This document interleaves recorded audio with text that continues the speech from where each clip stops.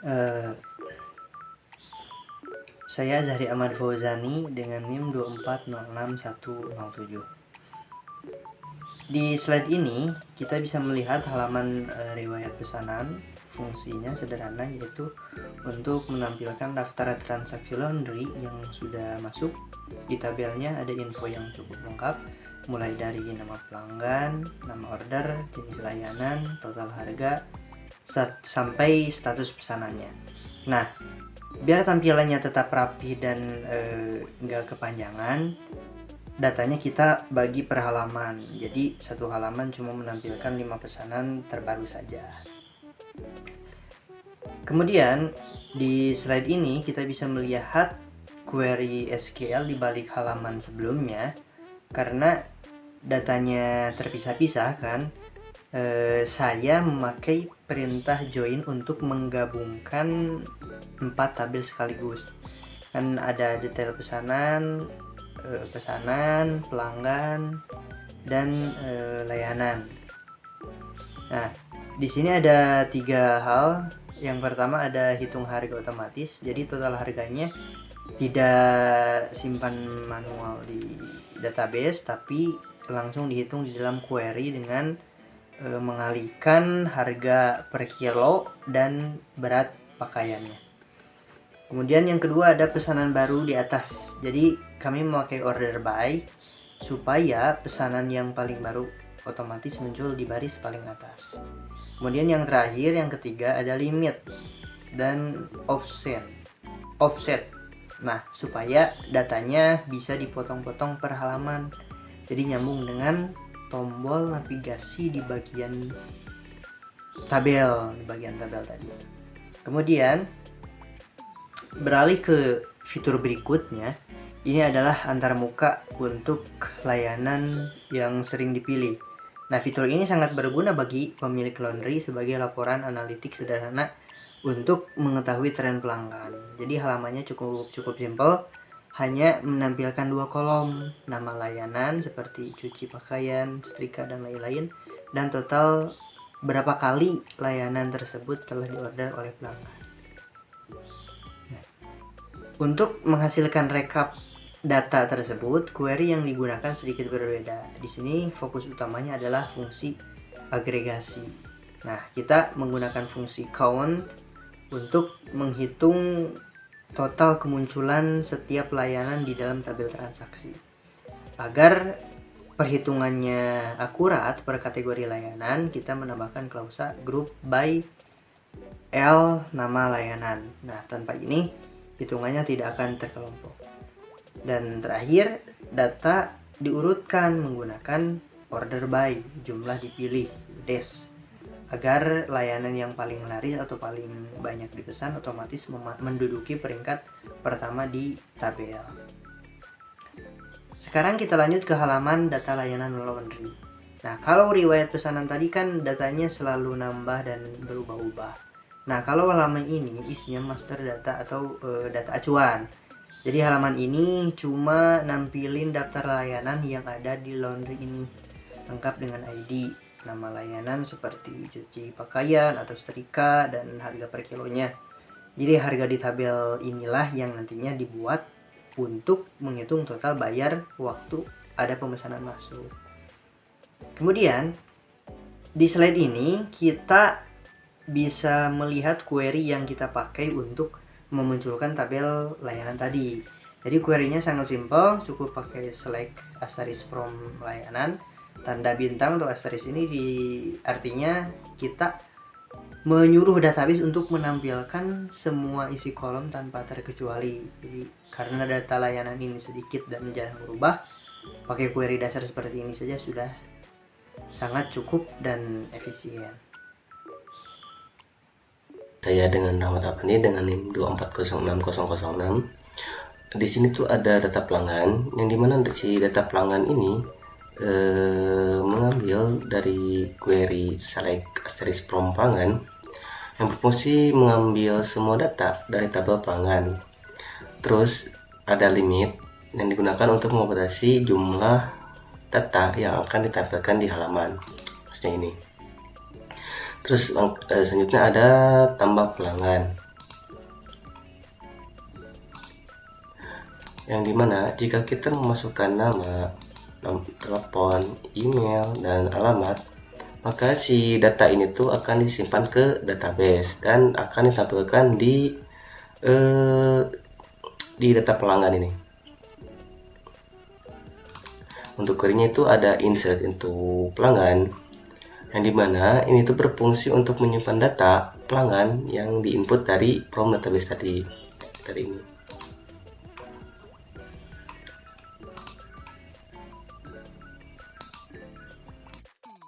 Lalu di sini ada tampilannya from pesanan laundry. Kita itu diminta pilih pelanggan, pilih layanan, berat cucian, dan tanggal pesanan. Lalu ada status pesanan diproses atau selesai. Nah, untuk total harga nanti itu otomatis yang disesuaikan dengan pilihan layanan dan juga berat cucian nanti akan dijumlahkan secara otomatis. Lalu simpan pesanan. Otomatis pesanan akan tersimpan.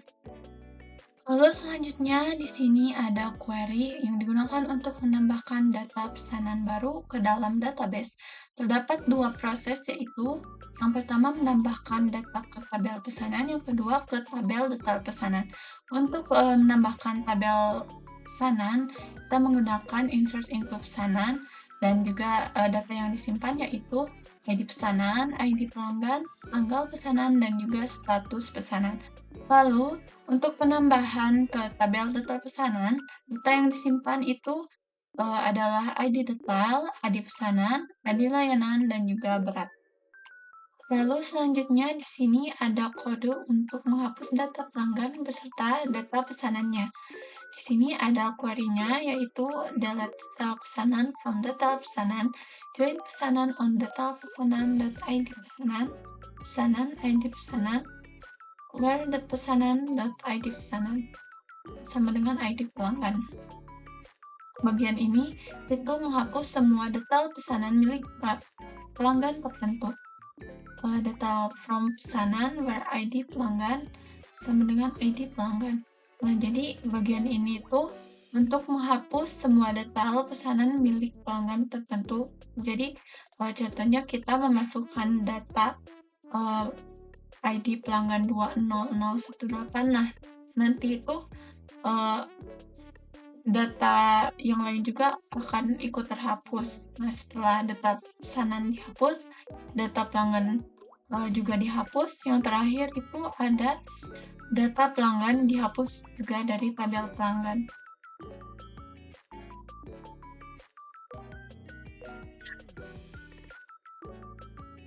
Assalamualaikum warahmatullahi wabarakatuh. Perkenalkan, di sini nama saya Zaki Farhan dengan NIM 2407. Di sini saya mengerjakan bagian data pesanan dan edit status pesanan. Untuk tampilan data pesanan di sini yaitu menampilkan semua data pesanan, dan ini tuh di limit sebanyak 5 data. Jadi jika lebih dari 5 data maka akan dilanjut ke halaman berikutnya. Seperti lihat yang di bawah itu ada page pagination. Lalu di sini juga bisa mengedit status pesanan. Untuk query-nya yaitu menggunakan select ID pesanan dari tabel pesanan, select nama dari tabel pelanggan, select tanggal pesanan dari tabel pesanan, select nama layanan dari tabel layanan, select berat per kilo dari tabel detail pesanan, select harga per kilo dari tabel layanan. Untuk total penjumlahan yaitu berat kilo dari detail pesanan dikali harga per kilo dari tabel layanan dijadikan sebagai total harga, dan di select juga status pesanan dari tabel pesanan. Dari tabel pesanan gabungkan tabel pelanggan di ID pelanggan yang sama di tabel pesanan dan ID pelanggan yang sama di tabel pelanggan. Begitu juga seterusnya. Lalu di situ ada query order by ID pesanan descending, yaitu mengurutkan dari yang terbesar hingga terkecil, dan ada juga query limit dan offset, yaitu untuk mengatur pagination-nya. Lalu ini untuk tampilan update status pesanan, yaitu mengupdate sebuah pesanan yang status pesannya itu ada di proses dan selesai. untuk query update status pesanan ini yaitu update pesanan, set status pesanan, di mana ID pesanan itu diklik. Untuk demonya seperti ini. Kita coba untuk mengedit status pesanan yaitu pelanggan 8. Sebelumnya itu yaitu diproses untuk pelanggan. Kita selesaikan. Nah, di sini sudah berubah menjadi selesai. Nah, di sini kelompok kita balikan hemat. Nah, di sini kelompok kita ada sesuatu yang harus direvisi. Revisinya itu ada dua, yaitu yang pertama itu menambahkan pagination. Jadi awalnya kelompok web kita itu yang sistem pengolahan Rodi itu tidak melimit data yang di halaman indeks itu. Jadi ketika ada daftar pesanan yang misalkan 20, jadi jika tampil di indeksnya itu si datanya itu 20, jadi terlalu banyak. Dan di sini saya menambahkan fitur pagination yang dimana setiap 5 data yaitu akan dipisah. Jadi akan menampilkan 5 data tiap halamannya. Dan ini untuk logikanya. Di sini saya menggunakan logika dari PHP sama query-nya. Limit sama dengan 5. Artinya itu setiap halaman hanya menampilkan 5 data. Lalu untuk variabel halaman yaitu untuk mengambil nomor halaman dari URL. Misalnya halaman sama dengan 2. Jika tidak ada, maka otomatis mulai dari halaman 1. Total halaman sama dengan sel total data dibagi limit, yaitu digunakan untuk menghitung jumlah halaman yang dibutuhkan. Untuk offset sama dengan halaman -1 dikali limit, yaitu untuk digunakan untuk menentukan dari data keberapa sistem mulai menampilkan data. Lalu ada logika perbaikan penjumlahan minus. Pada saat menambahkan pesanan baru dan pada saat penghitungan layanan dikali berat si cucian tersebut itu dicoba dengan angka minus dan hasil total jumlahnya itu minus dan itu masih bisa disubmit. Secara logika itu jika tidak valid, jika minus atau tidak valid itu tidak bisa disimpan sebagai tambahan pesanan. Maka dari itu kita menambahkan perbaikan tersebut. Query-nya seperti ada pada gambar di layar. Kode ini digunakan untuk validasi berat cucian sebelum data pesanan disimpan. Jadi kayak if berat kilo lebih kurang atau sama dengan 0, maka disebut invalid. Jadi berfungsi untuk mengecek apakah berat cucian bernilai 0 atau minus. Jika iya, maka sistem akan memberikan notifikasi invalid dan data tidak akan disimpan. Dan jika berat cucian valid, maka sistem menjalankan query insert into pesanan untuk menyimpan data pesanan baru ke tabel pesanan. Sekian dari kelompok kami. Mohon maaf apabila ada kesalahan. Di sini ada link GitHub-nya dan untuk demo webnya sudah tertera di layar. Terima kasih. Wassalamualaikum warahmatullahi wabarakatuh.